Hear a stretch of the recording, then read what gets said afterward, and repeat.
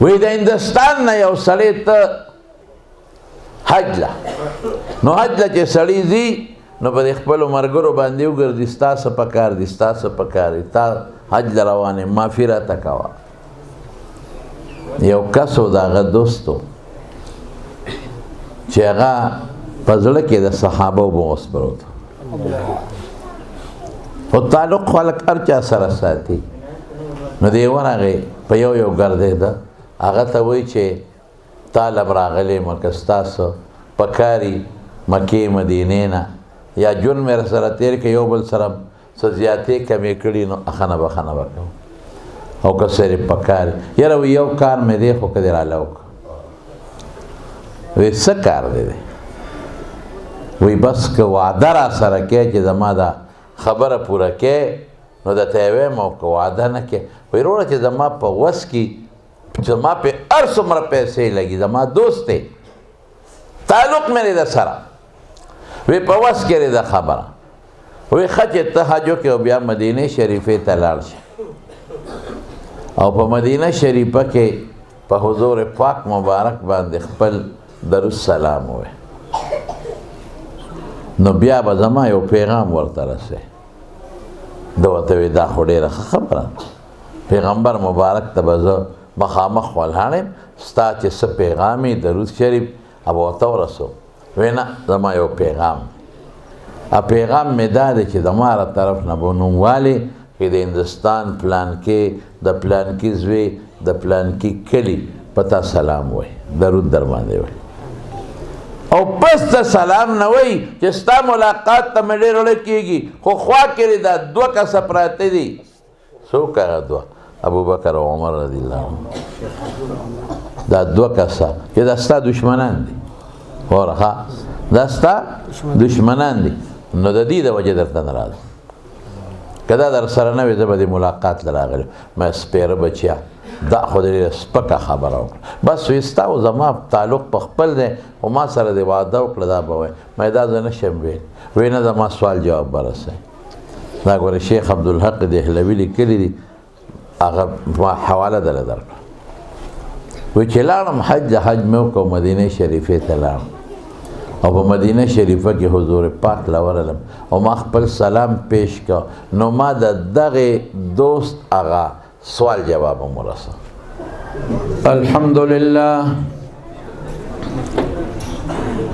الحمد لله نحمده ونستعينه ونستغفره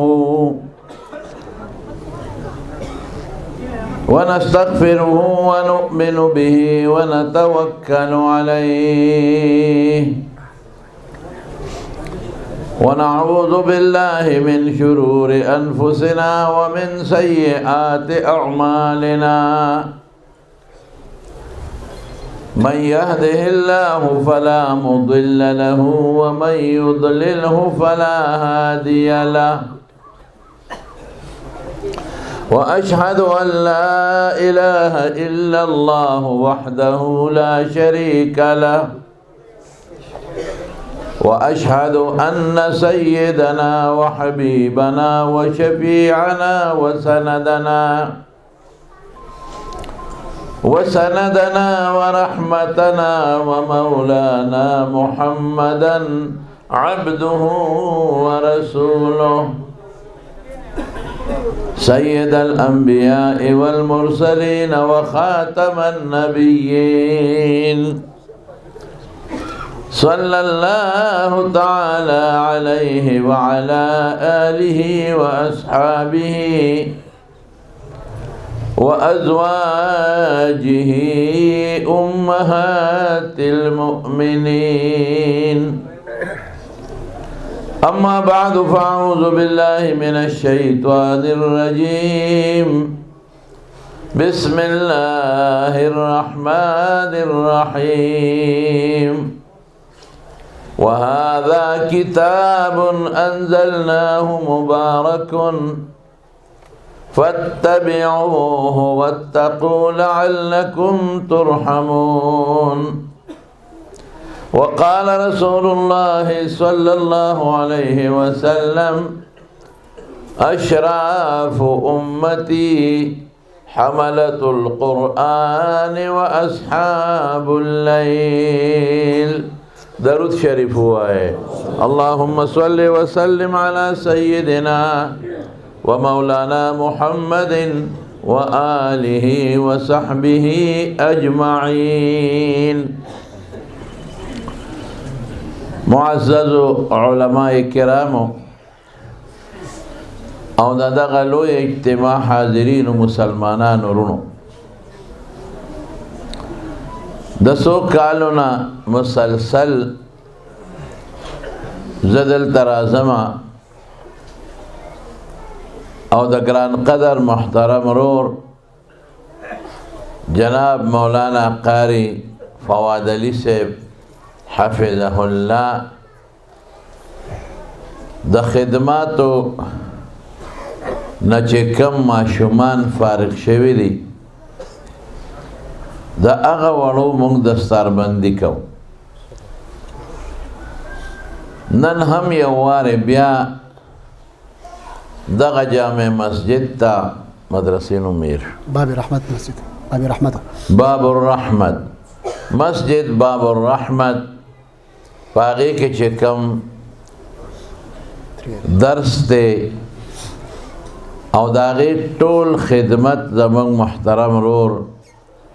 جناب مولانا قاری مفتی فواد علی صاحب حفظه الله کوي چې سخت کال د هغې نه 42 ماشومان فارغ شو. په هغې کې 15 کسان حافظانو، څه پکې د ترجمې نه فارغ شوي دي او څه د ناظرې نه، او یو څو ماشومان جنکۍ بچه هم پکې فارغ شوي دي. زمانونو دا د خدای کرم دی، د الله فضل دی، او ستاسو په د علاقه او په دې کلي د خدای رحمت دی. علماونه الله په هر میدان کې د دین کار دی، او چې کوم عالم لږ محنت شروع کړي الله هغه سره خپل ذاتي مدد کوي. بیا زه دې علماو ته ویم تاسو خپل کار شروع کړئ، تاسو خپل کار پرېښی. د علماو کار دقه دی چې د خپل استاد نه یې څه زده کړل امت ته ورسوي، او بیا د حکمت مطابق په طریقه هغه دین امت ته ورسوي. ادعو الى سبیل ربک بالحکمت والموعظة الحسنة. ښکلې نصیحت، موعظه حسنه، خشته چې د خلکو د دین نه نفرت پیدا نشي، او د اخلاقو لاندې د خلک دین ته راوبلي. په مینه د خلک کېنوه، دې سره محبت وکړه. موعظه حسنه څه ته وایي؟ هغه وعظ چې موږ ته قرآن ښولی دی، هغه وعظ او نصیحت چې موږ ته حضور پاک ښولی دی، هغه خشته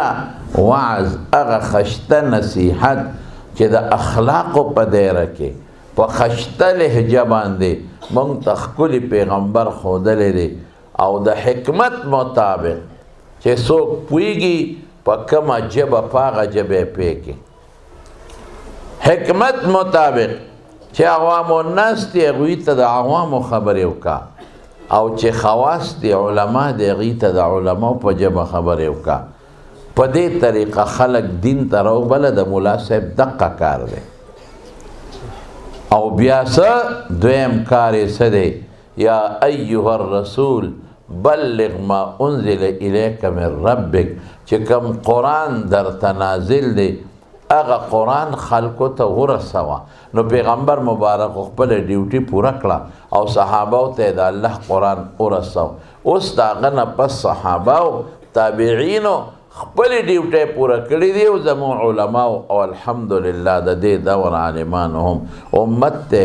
هغه قرآن ورسو. اوس د عالم بل ډیوټي دا ده چې دی به دا قرآن رسوي دی مخلوق ته. دا د خدای فضل دی. تاسو ولیدل چې مولانا فواد علی صاحب دلته مدرسه جوړه کړې ده، ګڼ شمېر ملګري ځان سره ملګري کړي دي، او نن 42 کورنو ته خدای پاک د د برکت نه د قرآن شریف رڼا او رسوله ټول وایي الحمدلله. او د مارونو د قرآن خدمت ډېر قیمتي دی. اصل کامیابی په قرآن شریف کې ده. قرآن ته چې انسان توجه ورکي د دنه شخصیت جوړیږي. په قرآن چې انسان عمل وکړي د دنه انسان جوړیږي. چې قرآن سره نسبت نی که هر څومره لوی سړی د دې به حیواني د کې به حیوانیتي او چې قرآن سره نسبت پیدا کړ د دنه شخصیت جوړیږي. حضرت عمر فاروق رضی الله عنه چې کله امیر المؤمنین د هغه خو یو ډېره لویه روب او ډېره لویه دبدبه وه. دومره روب او دبدبه به وه چې د دنیا کافرو چې به نوم واورېده نو رپېدل وه. یو شان او بهادر انسانو د هغه په وخت کې 2 لکه مربع میل علاقه دا د اسلام لاندې راغلی و. اسلامي حکومت 22 لاک مربع میل دا ډېر شی دی. اسلام په ټول فارس مسلمان شو. روم فتح که یمن او د مصر علاقې فتح شوې. یو ځل روانو د مکې مکرمې نه بار د مینا او د عرفات په دې حدودو کې وزیران ورسره دی، لوی لښکر ورسره دی. یو ځای کې ودرېد، لښکر ټول ودرېد، وزیران ټول ودرېدل. یو غونډی و په هغې باندې ودرېده او داسې د ګریوان ته واچوه دقسې. وی عمره یاد کا، عمره دې ځای کې به ته اوښان څرول، دلته به تا چیلی او ګړی اوښان څرول. او عمر خپې بلې خپې به ګرځېدې، خپې باندې به د څپلی نه وې او یا به د خپو پورې سرمن تړلې وه چې خپې مې هغه نه خوږ نه کړي. عمره جامې به دې نه وې، شلېدلې جامې به دې وې. عمره د ډوډۍ درک به نه لګېد، اوږې به ګرځېدې. عمره دلته به نار ګرځېدې او د نور ګرمې اوبه به دې څکلې. عمره چې ماسخوتن به مې اوښان او څاروي کور ته بوتلل، ځان ته وی یاد که خپل ځان ته وی نو ستا پلار خطاب عمره پلار به درته وی چې عمره تا نه به څه جوړېږي، تا له د څاروو د څرولو چل نه راځي. خلک څاروي نار بوځي ماړې راولي او ته څاروي نهر بوځې او نارې راولي، اوږې بوځې اوږې راولي. عمره تا له د څاروو د څرولو چل نه درځي، ته څاروي اوښان نشې څرولی، ته ګړې چیلی بیزې نشې څرولی. ای عمره تا نه به څه جوړېږي؟ عمره تا ته به پلار پیغور کو، دلته به دې اوښان او ګړې چیلی څرولې. عمره اوس تا ته خلک سلوټونه کوي او خلک د نوم په عزت علي. عمره دا ستا کمال نه دی، دا د الله د رسول او د قرآن برکت دی. دا لوی مقام چې تا ته حاصل شو دا د پیغمبر مبارک برکت دی، دا هغه د سنتو برکت دی او د الله د قرآن برکت دی چې څه دین اسلام وایي. دا د هغې برکت دی. هغې دې ځای ته ورسولې چې نن درته عمر فاروق ویلې کېږي، هغې دې ځای ته ورسولې چې نن درته امیر المؤمنین ویلې کېږي. زما قسم دی رونو که عزت او کامیابي غواړئ د دنیا او د آخرت هم دا په قرآن شریف کې ده. او چې چا هم قرآن سره دشمني کړې ده، عداوت یې کړی دی، د قرآن نه ځان لر کړی دی، په دنیا کې هم خدای ذلیل کړی دی او په آخرت کې هم ذلت دی. هغه ابو جهل چې ځان ته به سوی او سر به اوچت وړو او د حضور پاک غټ دشمنو په مکه کې او دشمنی د څه د وجې نه وه؟ د حضور پاک ذات سره هېڅ دشمني نه وه. 40 سال حضور پاک په دوی کې تیر کړی دي، 40 کاله. دومره عزت به د پیغمبر علیه السلام کو چې دومره د بل چا نه کو. دا سلویخ کاله د پیغمبرانه مخکې حضور پاک ته به صادق وي امین به ورته وي عزت به یې وله کو او کله چې د صفا په غونډۍ حضور پاک ودرېد او د خپل نبوت اعلان یې کو نو ټولو ته اعلان وکړو وی لبستو فیکم عمره تاسو کې ما سلویخ کاله عمر تیر کو کیف وجدتمونی زم سنگ منتیم زه سنگ سړی ووایه زما متعلق ټول د مکې سرداران او د مکې خلک مخامخ ناست دي ووایه زه سنگ سړی ما نو که غلطي چې ته په دې څلوېښت کاله کې کړې وه نو بیا داسې څوک نه وایي چاته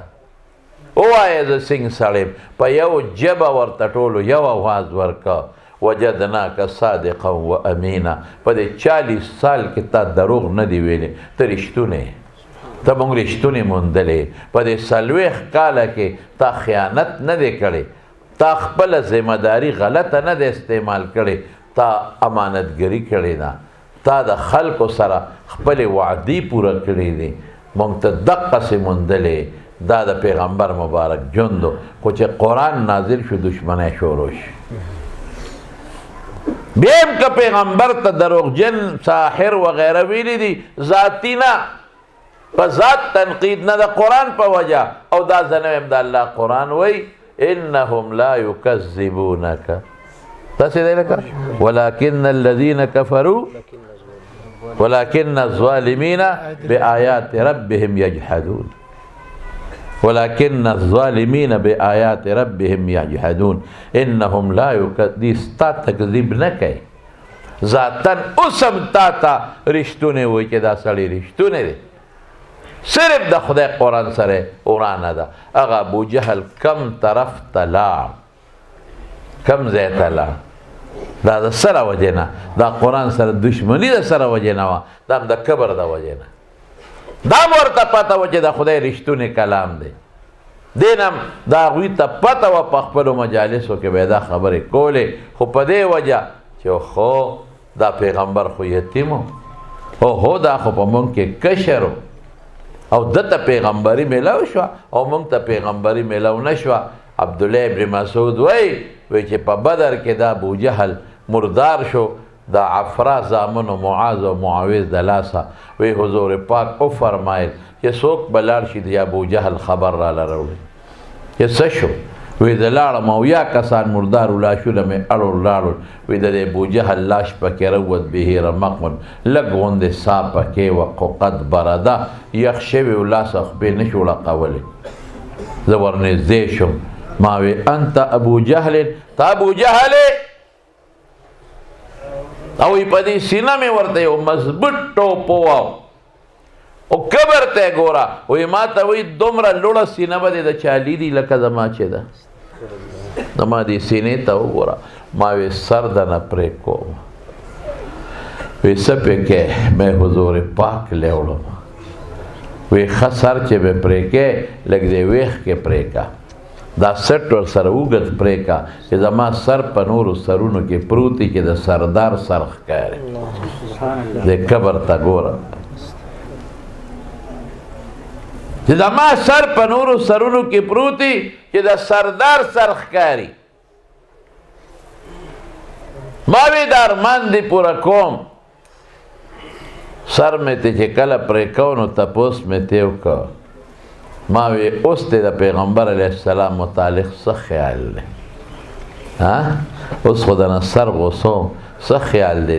وی راته وی چې په کومه ورځ یې د پیغمبرۍ دعوه کړې وه او څومره مې بدي شو نن مې ته اقصې نفرت دی او هغسې مې بدي شي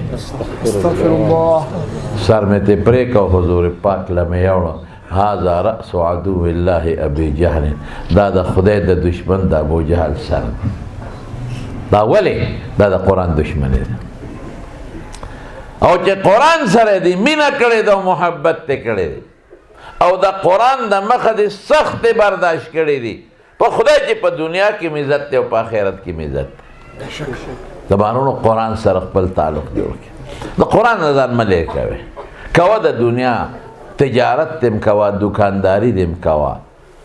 نوکری دې م کوه چې څه کې کوه خو لږ د قرآن تلاوت کوه ژبه کې به دې برکت وي کور کې لږ قرآن لوله په کور کې به دې برکت وي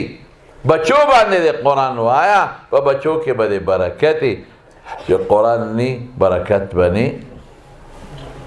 نن زمون خلک د قرآن نه لرې شوی دی خفه کېږئ ما زه په مدینه شریفه کې ناست وم یو سیکرټري صاحب و صاحب زمونږ د پاکستان سیکرټري او سیکرټري آف پاکستان د هغه څونه 20 ګریډ و 2120 هم نه 2122 ګریډ سړی وي زه یې پېژندم ما ته وایي مولانا صاحب یو تپوس درته کوم چې د مدینه شریفه کې زه څه داسې عمل وکړم چې ماله پې خدای اجر ډېر راکړي مې دلته خو ډېر عملونه دي خو زه راته یو 2 څیزونه ښیم دلته خو بلا اعمال دي مونځ کوه په ریاض الجنه کې قبا ته ځه احد ته هم پکې تللی شې لاړ شه شهدا خو زه راته یو 2 څیزونه ښیم زما خوښ دي یو دلته درود شریف ډېر وایه دا د پیغمبر مبارک ځمکه ده د درود شریف ځمکه ده درود شریف وایه او مې یو د قرآن شریف یو ختم وکړه او ثواب یې چورلټ حضور پاک ته وبخه ته فایده تاله ده نفع او فایده تاله را روانه ده ثواب غون حضور پاک ته وبخه ما ته وایي ما له خو قرآن نه راځي په ناظره ما وی انا لله و انا الیه راجعون ته غټ سیکرټري 21-22 ګریډ کې به اوس د دې وخت کې او تاله قرآن په ناظره نه درځي اردو درځي انګریزي درځي نورې ژبې به درځي یاره وایي بس ما دا سوچ چېرته نه دی کړ نو ما ته چېرته پلار جومات ته نه بوتلې چې استاد یې درته قرآن خولی وي ماشوم به کم وخت کې وایي ما ته خپل پلار د جومات مخ نه دی ښولی زه پلار جومات ته نه بوتل په خپله نه ته نو زه به څه بوتلم مې سکول کې خو د اسلامیات استادي د قرات استادي په سکول کې دا قرآن ښایي نو تا سکول کې هم نه دی ویلی مولوي صاحب وایي بس نورې خبرې پرېږده وایي موږ په هغه سکولونو کې سبق ویلی چې هغې کې موږ ته قرآن نه دی ښولی هغې کې به موږ ته بایبل چې دا کم تورات زبور انجیل دی دا لیټریچر به راته پروت و هغې کې به موږ ته غلط لیټریچر سار په میز باندې پروت و چې موږ به رالو موږ هغې کې قرآن نه دی ویلی دا زموږ حل دی چې نن زموږ ما د خدای بنده قرآن باندې خو زبر زیر پیش دي که هسې دې یو 2 ټکي په خپل هم ته روانولی چې ولې لوی افسر یې هره ژبه دله درځي او که یو استاد دې ځان لونی په یو ورځ کې ته قرآن روانولی شي بس وي دا مې در سره وعده ده چې لاړ شم یو حافظ قاري صاحب سره خبره کوم چې هغه ما ته د خدای قرآن شروع دا به موږ څه کوو زما موږ په خپله قرآن ونه وی موږ په خپله قرآن زده نه که خپل بچو ته مونږه د دین او د قرآن لاره ونه ښوله زما د قسم د الله په ذاتي په دې جومات کې درته تاسو صالحین خلک کې تاسو دینداره خلک کې چې کامیابي او برکت د خدای په قرآن کې دی د الله قرآن سره مینه شروع که محبت ورسره شروع که صحابه له کې دا دومره لوی مقام الله ورکړی دی دی په څه ورکړی دی په قرآن 2 نعمتونه د هغې مخکې یو رسول الله مبارک او یو قرآن دا چې دې کمال ته خدای رسول دی حضرت ابوبکر صدیق حضرت عمر فاروق دې کمال ته چې خدای رسول دی قسم په خدای د قرآن د وخت دا 2 غټ نعمتونه دي چې موږ له خدای راکړي یو د رسول الله مبارک ذات اقدس یو د قرآن په شان عظیم کلام او عظیم کتاب دا لوړ مقامات چې دی سا خلکو له ای بچې تاسو کښېنئ څه خو بل مو جوړ کړی دی سړیه ټول مجلس مو منتشر کړی دی کښېنئ دغلته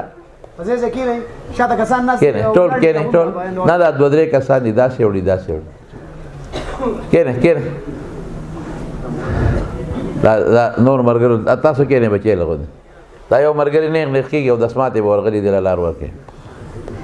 او دا غریب دی نو خامخا لار وله ورکوي اوس کېناست هلکه دا مجلس کې چې نیغ نیغ کېږي او بار ته وځي نو دله چې ته واړه بول ورغلي یا خېټه کې هوا غوټه شوي خېټه کې هوا غوټه شوي نو لار وله ورکوه اصلا دلته څه غرض نارې نه کړي روانې ونه کړي ښه نو قرآن د برکت نه دی له خدای غټ مقامات او لوړ مقامات ورکړي او چا چې د قرآن نه ځان لر کړی دی نو برباد شوی دی او تباه شوی دی حضرت عمر فاروق رضی الله عنه حضرت ابوبکر ما د حضرت عمر مثال دله درکړي او حضرت ابوبکر صدیق رضی الله عنه مختصر بدتا زمونږ د شیخ عبدالقاقی دهلوی رحمت الله علیه لیکلی دي په د اشعة اللمعات د مشکات شریف یو حاشیه هغه لیکلی فارسی کې مشکات شریف شرح یا حاشیه به ورته ووایم هغې کې د حضرت ابوبکر صدیق او د حضرت عمر په د مناقبو کې یو ناشنا واقع لیکلی وی د هندوستان نه یو سړی ته حج له نو حج له چې سړی ځي نو په د خپلو ملګرو باندې وګرځي ستا څه پکار دي ستا څه پکار دي تا حج له روان یم معافي راته کوه یو کس و د هغه دوست و چې هغه په زړه کې د صحابه بغض پروت خو تعلق خلک هر چا سره ساتي نو دی ورغې په یو یو ګرځېده هغه ته وایي چې طالب راغلی مکه ستاسو پکاري مکې مدینې نه یا جون مې سره تیر کې یو بل سره څه زیاتې کمې کړي نو اخنه بخنه به کوم او که صرف پکاري یاره وی یو کار مې دی خو که دې راله وکړه وی څه کار دی وی بس که وعده را سره کې چې زما دا خبره پوره کې نو درته یې وایم او که وعده نه کې وی وروره چې زما په وس کې زما پہ هر څومره پیسې لګي زما دوست دی تعلق مې دی د سره وی په وس کې دی د خبره وی ښه چې ته حج وکړې او بیا مدینې شریفې ته لاړ شه او په مدینه شریفه کې په حضور پاک مبارک باندې خپل درالسلام ووایه نو بیا به زما یو پیغام ورته رسې ده ورته وی دا خو ډېره ښه خبره پیغمبر مبارک ته به زه مخامخ ولاړ یم ستا چې څه پیغام یې درود شریف به ورته ورسو وی نه زما یو پیغام پیغام مې دا دی چې زما هره طرف نه به نوموالې چې د هندوستان پلانکې د پلانکي زوی د پلانکي کلي په تا سلام وایي درود در باندې وایي او پس د سلام نه وایي چې ستا ملاقات ته مې ډېر زړه کېږي خو خوا کې دا دوه کسه پراته دي څوک هغه دوه ابوبکر او عمر رضی الله عنه دا دوه کسه چې دا ستا دشمنان دي وره دا ستا دشمنان دي نو د دې د وجې درته نه راځم که دا در سره نه وي زه به د ملاقات له راغلی مې سپېره بچیا دا خو ډېره سپکه خبره وکړه بس وایي ستا او زما تعلق په خپل دی خو ما سره دې وعده وکړه دا به وایي مې دا زه نه شم ویل وایي نه زما سوال جواب به رسوي دا ګوره شیخ عبدالحق دهلوي لیکلي دي هغه ما حواله دله درکړه وایي چې لاړم حج مې وکړ مدینې شریفې ته لاړم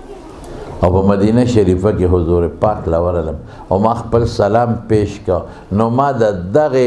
دوست هغه سوال جواب مرسه یره خپم پریشانم خو مې چې راشه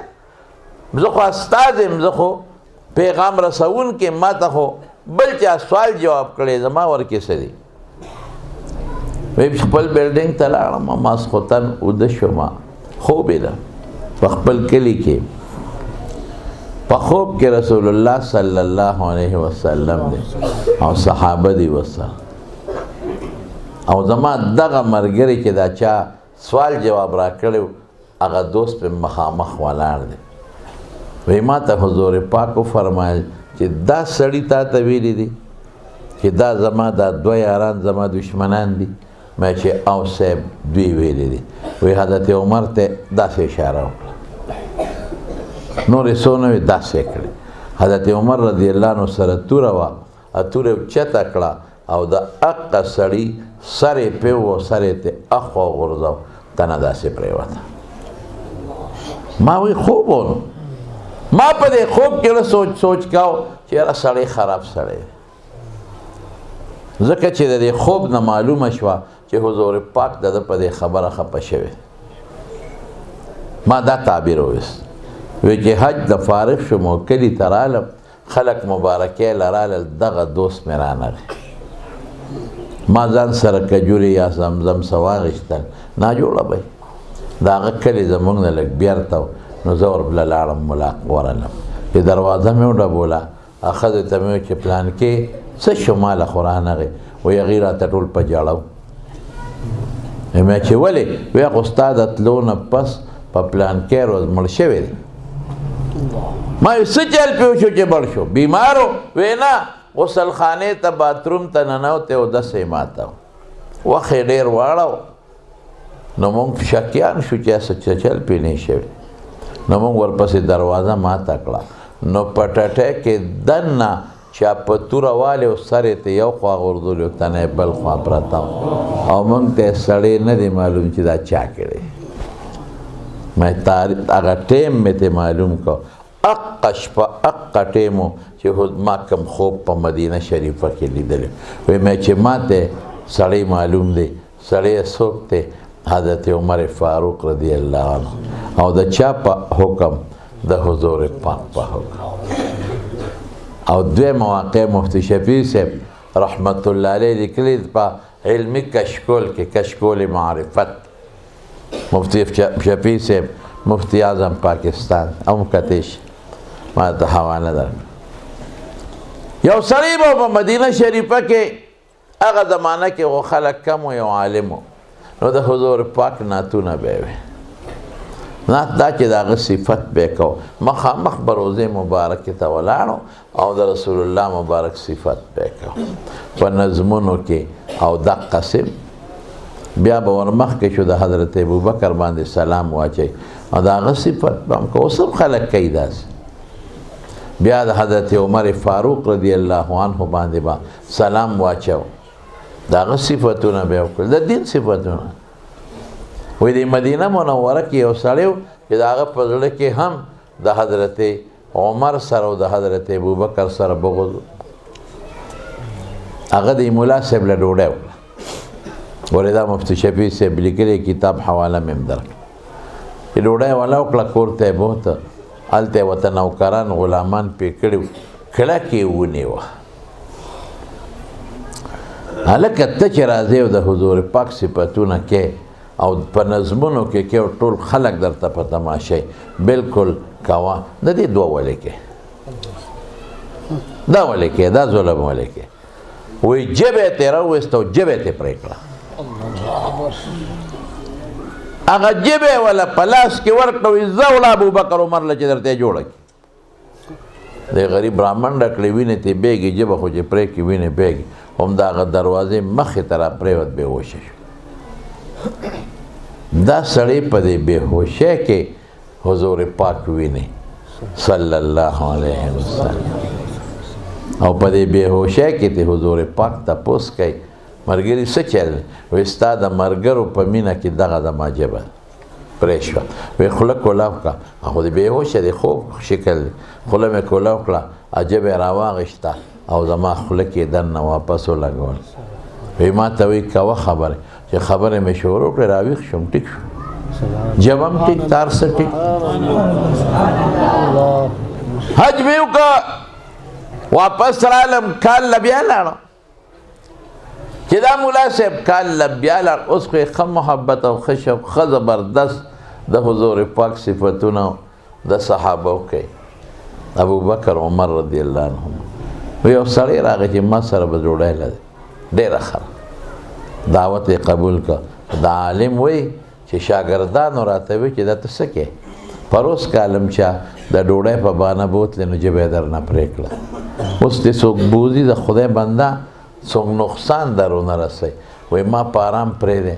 هغه ژبه د ما پرې شو نو الله جوړه کړه او که زما د ایمان دی که په دې مینه کې دا سر زما پرې شي که نه دا به م خدای یو ځای کوي وایي چې ډوډۍ له یې بوتلم وایي په حقه کور وردننه شوم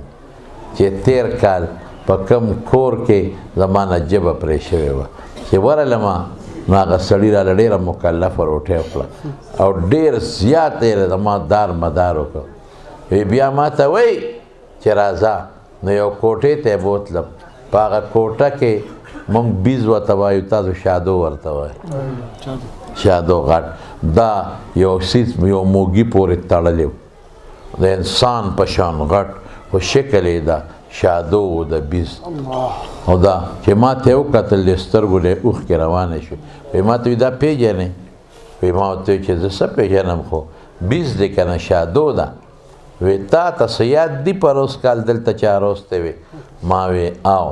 وی هغه چې چاروستی وی زما پلار و ستا نه یې ژبه پرې کړه او ته خدای جوړ کړې او هغه ټیم د هغه نه الله پاک دقه شادو جوړه کړې دا ولې د مارونو د مرګ نه پس په الله دومره خفه کېږي دا ولې هر چا نه خدای نه جوړوي دا بعضې مثالونه خدای ښیي د دې دقه دوه وجې دي دوی په خپله وایي چې زموږ دا کمال د دوه وجو نه دی یو د رسول الله مبارک برکت دی او یو د قرآن شریف برکت دی او رسول الله مبارک په خپله فرمایي اشراف امتی حملت القرآن و اصحاب اللیل وی زما امت کې بهترین مخلوق څوک دی هغه دوه ډلې دي یو هغه چې د هغې په سینه کې د الله قرآن پروت دی یو هغه خلک چې د شپې راپاسي او په سلګو سلګو الله ته جاړي او د الله عبادت کوي تمارونو تاسو به اوس یو څو کاره کوئ اوس به لږ راځو یو څو خبرې به کوو یو به تاسو د نن نه پس ټول دوستان د قرآن شریف تلاوت کوئ انشاءالله ویلا سوچت کې شوق سره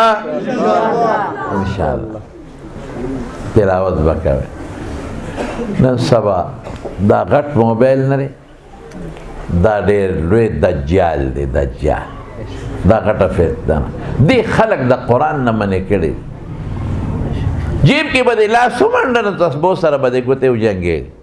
نو الله به در یاد شو نو ذکر به د شروع اوس چې جیب کې اسم لاس ومنډې نو په دې مردار د لاس ولګي نو بس راوي باسې ټوله دنیا پکې لګیا خدای چې دا خلک په دې کې څه ګوري ټول غم دې سرخوړی جوړ کړی پخوا به خلکو چې مونځ وکړه نو جومات کې به دیوالو ته خلکو ډډې ووانې او قرآن شریف پې راواخیست او تلاوت به شروع او چې کم به دا بوډاګانو په ناظره به ورته قرآن نه ورته نو هغه بوډاګان به هم یو طرف ته کېناستل خپلې تسبیح به یې اړولې ملا صاحب به هم قوم ته مخ کړې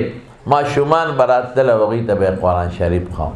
سار مازدیګر ماښام ماسخوتن به په جومات کې د قرآن شریف یو ورد و ورد او یو دوم به او د خلکو به قرآن شریف تلاوت به کوه او هر چا به په قرآن شریف کې ځان ته خپله نښه یې ښودی اکثر به په دې یو ځل زموږ په جومات کې په دې جګړه وه وایي زما دا قرآن چا راغشتی ما ورته لکه دا قرآن یوازې ستا نه دی دا وقف قرآن دی نه وي زما نښه یې ګډه وډه کړې پوره په دې به خفه کېده اوس چې سلام سنګ وګرځئ نو لا پیزار ته نه رسېدلی چې دا موبایل یې ریستی په جومات کې دننه کش کش کش کش کش تلاوت پاتې قرآن پاتې ملا صاحب هم چې سنګ مونځ وکړي نو قوم ته مخ راواړئ او قبلې ته شا کړي نو خپله خښته راوباسي خپل موبایل په هغې کې لګي او دا چې څومره شاګردان دي خفه کېږي ما دوی له منیټران مقرر کړي هغه لسو ته ته سبق ښایه لسو ته ته ښایه لسو ته ته ښایه او په خپل په جومات کې کشه کشو کشر ټول موبایل دی لوی غم جوړ دی په خدای سره ټوله ورځ پې دا هلکان خفه کېږي ما او دا جینکې یو بل سره خبرې اترې کوي لویه تبۍ دی جوړه کړې لویه تبۍ نن سبا زنانو سره او جینکو سره ټچ موبایل دي ستاسو د علاقې خو ډېرې ښې دي مړه تاسو خو باچان یې شکر دی ستاسو زنانه دینداري دی هلکان هم دیندار دي دلته دا نشته راشئ زموږ طرف ته خصوصا په دې ښارونو کې خو د دې د لاسه غټه فتنه ده ما ته یو زنانه ټیلیفون وکړو داسې پریشانه وه ما ته وایي مولوي صاحب مې هم وی لور مې چا تختولې څه وظیفه راته وښایه مې ما ماشومه به یم څو کالو ده چې تختولی سلو نه شلو دویشتو کاله ده مې خدای دې بې خو باسه چا تختولی نه ده دې څوک تختولی دی داسې ماشومه خو نه ده چې چا په غېږ کې کړه بورقه کې پټه ونیوه او ویې تختوله دې سړی تختولی دی چا سره وتې ده اوس څه وظیفه ماته وښایه او داسې کې ډېره نیکه ښځینۍ وه داسې په قیرت کې راته ووایي ډېره نیکه وه مولي صاحب ډېره نیکه وه او ټوله ورځ به په مصله ناسته وه او په سر به یې څادر اچولی او د خدای ذکر به یې کوه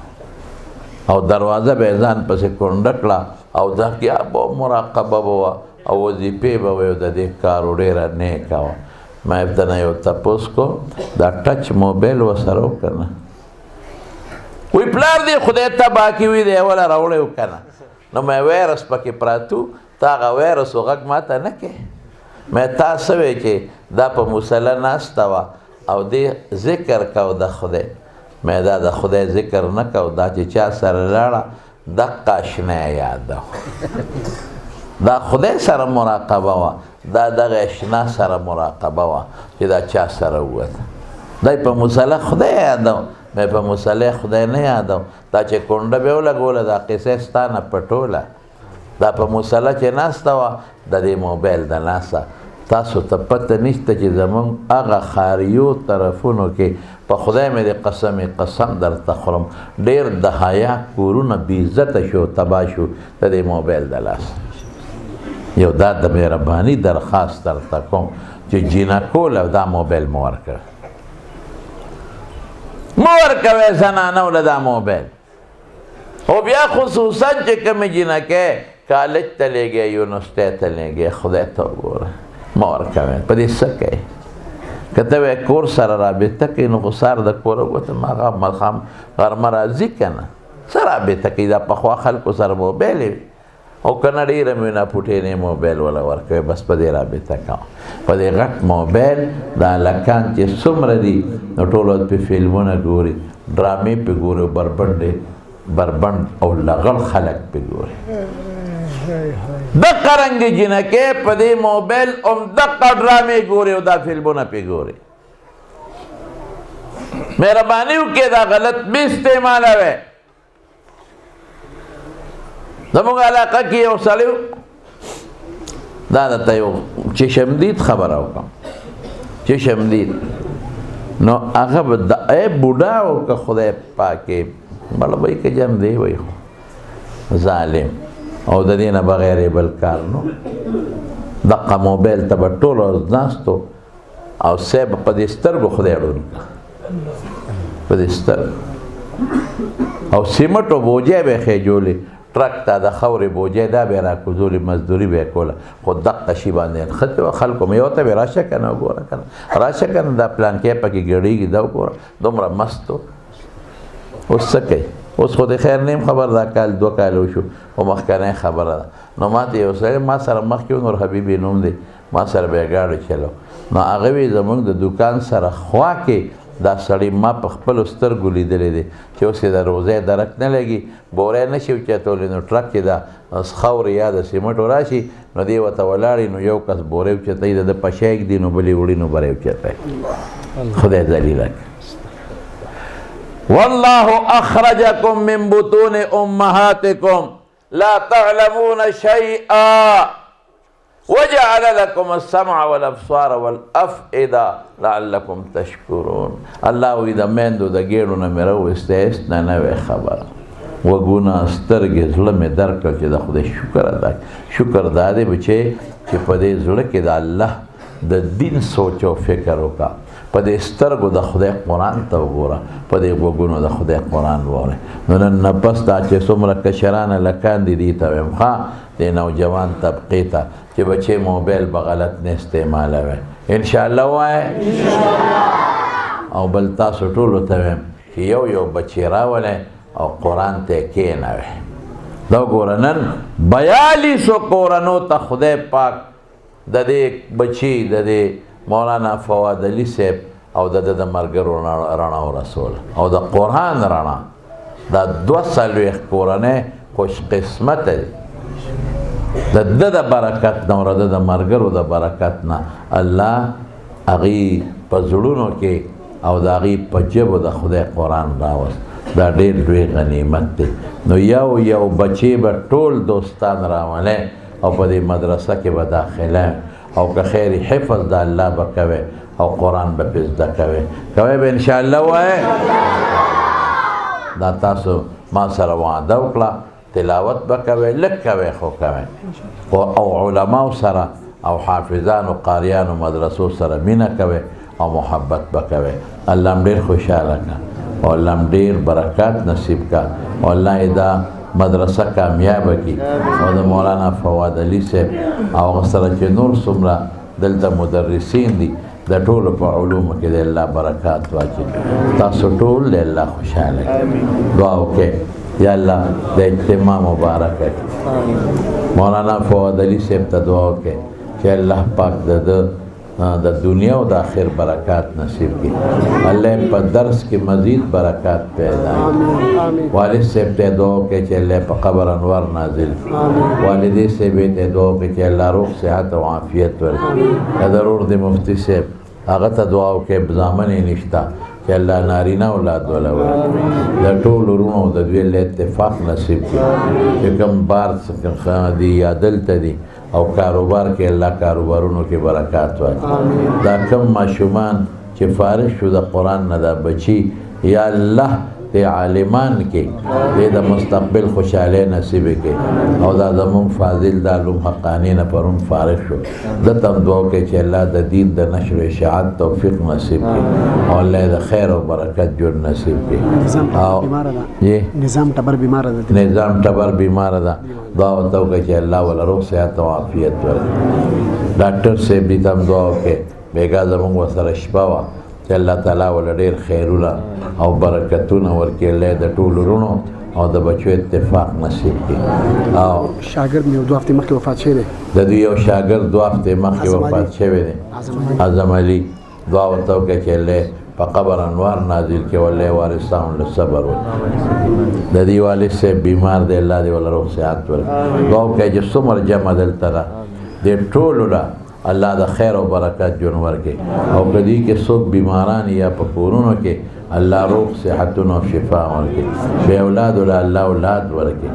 د چا نارینه اولاد نارینه اولاد ورکړي په زنانو الله د حیا او د پردې صادر واچوي دا ټول کلی او د علاقه په دین آباده کړي الله د دې په بچو کې حافظان او عالمان پیدا کړي الله چې څومره دوستان دلته راغلل دا د قرآن په مینه 42 ختمونو کې زمارونو تاسو شرکت وکړو خدای دوی له د دنیا او د آخر خوشحالی ورکړي دا چې څومره نوجوانان دي دا بچي دي الله دې مونځ ګزاره کړي الله ته قرآن خانه کې والد صاحب دوست وفات شوی دی سیخ باچا د دې والد صاحب دوست سیخ باچا وفات شوی دی الله دې مغفرت نصیب کړي الله دې وارثانو له خوشحالی ورکړي